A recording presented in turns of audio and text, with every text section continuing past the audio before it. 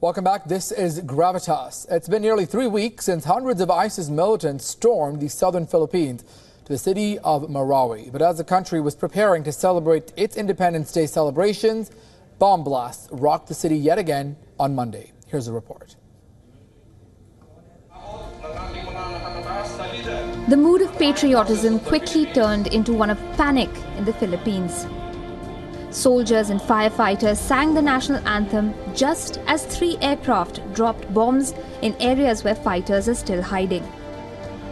The flag ceremonies are usually twice a week, but this was the first in the predominantly Muslim-populated town since the 23rd of May, when militants burned a church and killed and attacked Christians. Nearly 200,000 people fled from the southern island of Mindanao, but thousands are still trapped or being held hostage. The onslaught of ISIS fighters in Marawi has alarmed the Philippines' neighbors. Many fear that ISIS terrorists could enter nearby countries like Malaysia, Singapore, and even Indonesia. The country's president, Rodrigo Duterte, said he didn't expect the battle for Marawi to be this serious. Philippines Foreign Affairs Minister said that militants planned to target 3 other cities in Mindanao as well, but their plot failed because of troops who raided Marawi.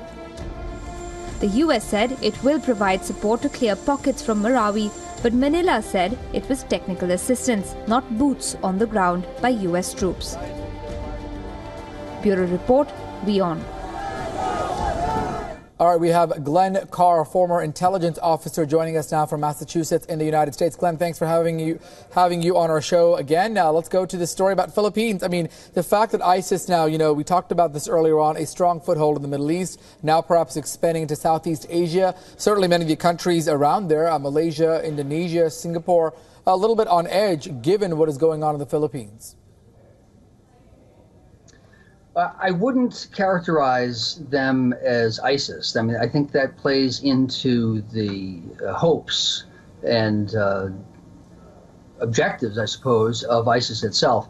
It's, I believe, established that 7 to 9 Indonesians, I think 7 Indonesians and 2 Malaysians who subscribe to ISIS's ideology fomented this. But the problem is much older and I think intrinsic to Mindanao, to the southern island, the main southern island of the Philippines.